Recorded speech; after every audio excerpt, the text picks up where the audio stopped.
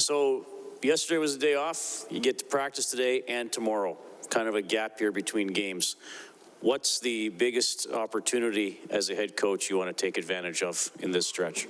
Well, no different than any other day in our season, Reed. We're looking to get better. I thought we did that today. I think there's ways you can do it when you have a little bit more space between games, but I thought we had a good practice today. The guys gave us what they needed to give us, and I thought we did get a little bit better today. Is there an opportunity?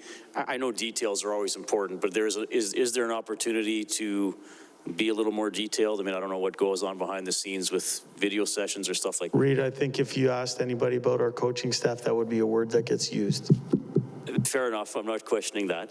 But I just mean in terms of, is there more time to communicate it, or more time in a practice when you know you got some energy reserves and things like that? You know, I go back to how I started. I think we try and pick a theme every day that we come to the rink, even on days we don't skate. In the end, we try and get better. There's different ways to go about that, and I think that's what the nature of your question is, because of a little bit more game or days between games here.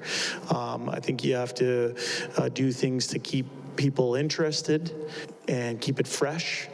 And as I said, I thought today was a really good day for us. We did a few different things and we got what we needed. Jay, Zach Hyman, first star of the week. He's set career highs and he's still got 30-plus games to go in the season. What have you seen from Hyman this year that's impressed you more than what you saw last? I see somebody who quietly goes about his business. Zero maintenance player in terms of what his needs are. He just goes about his business, whatever his circumstance may be. And I think it's a good lesson for some of younger players. He's a great example for younger players because he comes to the rink with a purpose. He works at his game. He doesn't worry about what he doesn't get. He just makes the most of what he does get. And, wherever he plays in the lineup, I know what type of effort we're going to get out of Zach Hyman. However minutes he plays that night, I know what we're going to get out of Zach Hyman. And there's comfort when coaches know about a player's level of consistency. Some coaches have said the best time maybe to want to focus in on some details is when you're on a winning streak, because everybody's feeling great about themselves, and maybe you can bring something up that you wouldn't hammer on them when you've lost 5 in a row. Mm-hmm. Is that fair? Is that accurate as a coach? Do you feel that? Yeah, I go back to Reed's question. I think we try and hammer on the details every single day. There's different ways to go about that. And I think when you have a few days between games, whether you've won or you didn't win, it allows you to, message things maybe in a little bit more creative way or a different way to pique people's interest. But I go back to what we've been talking about here all season, and specifically the last few weeks, which is the word consistency. And I think it's very important for coaches to model that consistency if they want to see that out of their players. So, Jay, I don't know if you ever look for little things to motivate your team at different times or not, but a lot of this was before you, but you're the only franchise in the last 20 years that doesn't have a 7-game winning streak. You've had 5 times, but never a 7. Everybody else has had 1. To continue winning streaks, what do you feel is the most important thing, not to become lackadaisical when a team is going well? Well, first of all, when you say franchise, you must not be including the American League team, because a few years ago there was a 17-game winning streak. Well, the franchise, you said franchise. I would say, I think I go back to how coaching staffs think and operate. We're trying to model a level of consistency. We want our message to be on point every day. We find different ways to pass that message along. But we also model the fact that we don't get too high after wins. We don't get too high off losses. No matter what happens in this room here or what happens on the outside, we want to give our players something that they can hang their hat on or sink their teeth into that day.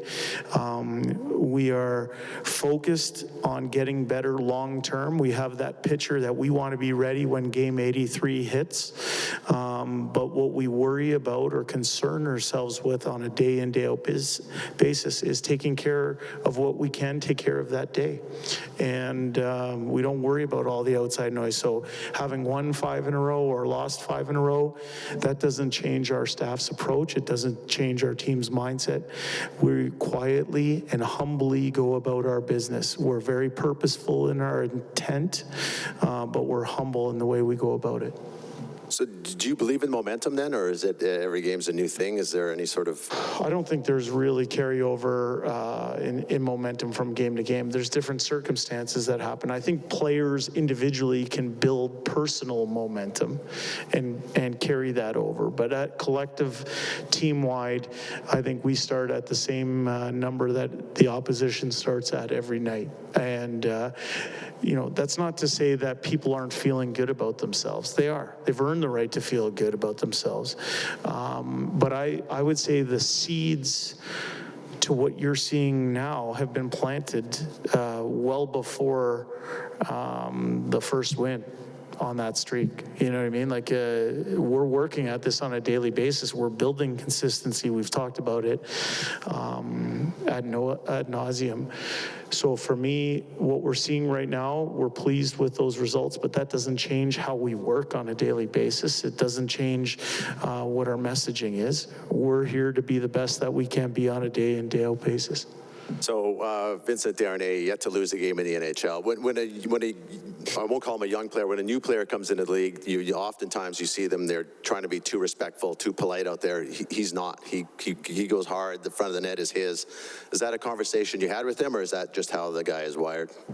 Well, I'd correct you. Vincent Desharnais has not lost a game in the NHL. The Edmonton Oilers with Vincent Desharnais in the lineup haven't. And one thing I know about Vincent is he's the ultimate team player. So he would never look at it that way. I think the message to Vincent when he got the call, and he was emotional at that time, he was excited about his first opportunity, was, okay, getting to the NHL is one thing, staying in the NHL is another. You're not here to just be here. You're here to make the team better. Don't just make the team, make it better. And, with where he's at, he's 26 years old. He's very comfortable in his own skin. He's hit every developmental stage along the way.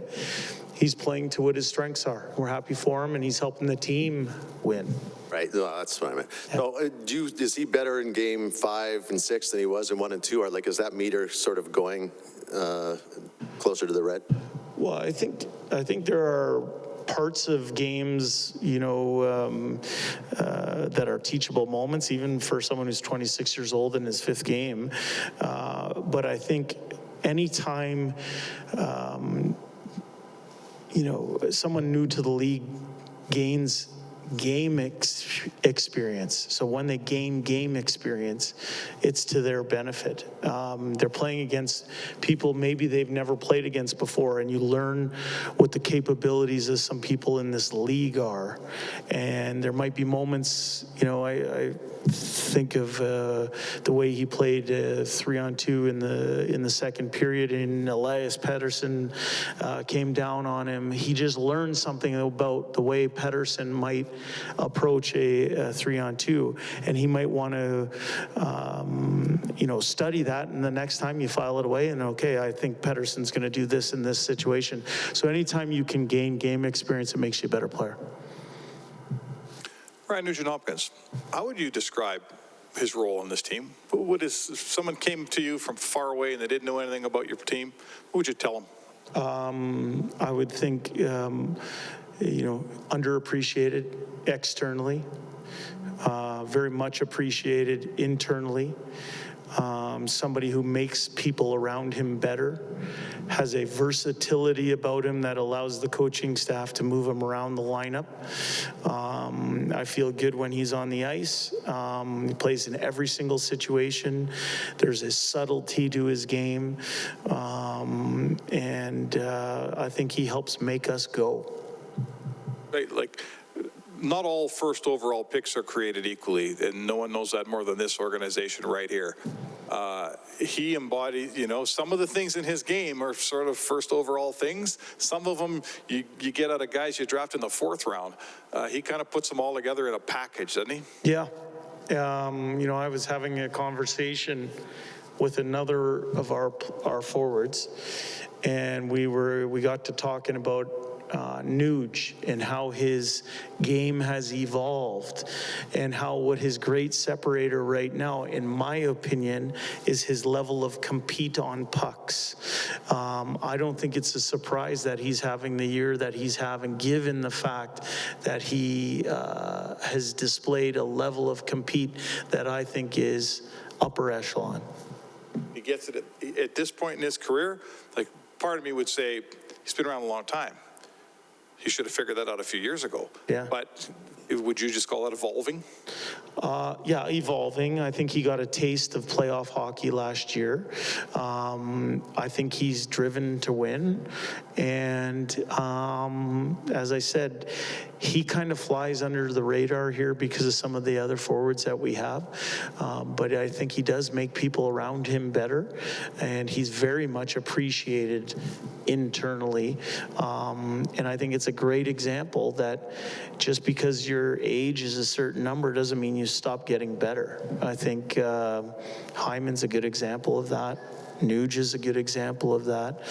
And I think for our younger players, those are two good people to look up to. And Jay, just to kind of continue on, because you were asked about Hyman earlier and him potentially being better than last year. And Yep. you feel that with Ryan Nugent-Hopkins too, that he's a better player? Yeah, and not just with boxcar statistics or whatever they call it, not just in those areas. I think his leadership has grown. I think it stems from his competitiveness, his level of consistency that he's displaying is it's impressive. I'm impressed. Sat down with him at the start of the year, kind of with a plan for his year and what we wanted to see, and he has so far exceeded that. But I can tell you, just like a lot of our veterans, that's not exactly what drives him. He's been here for a long time. Like Mark said, he got a taste of playoff hockey last year. He wants to win. And Jay, with only 2 games in 13 days because the bye week and the All-Star, do you automatically have a plan? I'm not saying you have to tell us who, but do you expect to split your goalies heading into the All-Star break just so both are fresh, or do you worry about if one guy is off longer than the other? Yeah, you're asking if I have looked at things big picture. Rest assured that has happened. So do you think freshness and just keeping a guy crisp, does that factor in? Should we expect to see both this week? We'll see. Sorry, Jay, just to go back. I just wonder about he's always been, Ryan Nugent-Hopkins has always been able to be a center and drive, center his own line. Do you feel like he's taken a step in that way, and then driving his own line, and that allows you to maybe put Connor and Leon together and have a little bit more faith in the lineup down the stretch? I think it represents an opportunity, right? And if you saw how we used our forwards against Vancouver, that might have been different than how we did against Vegas. I think his versatility of being able to go either way and to drive a line, or what I would call make people around him better, regardless of if they're the leading scorer in the National Hockey League. I think he complements a lot of different people up and down our lineup. He's a real important piece. He helps make us go up front.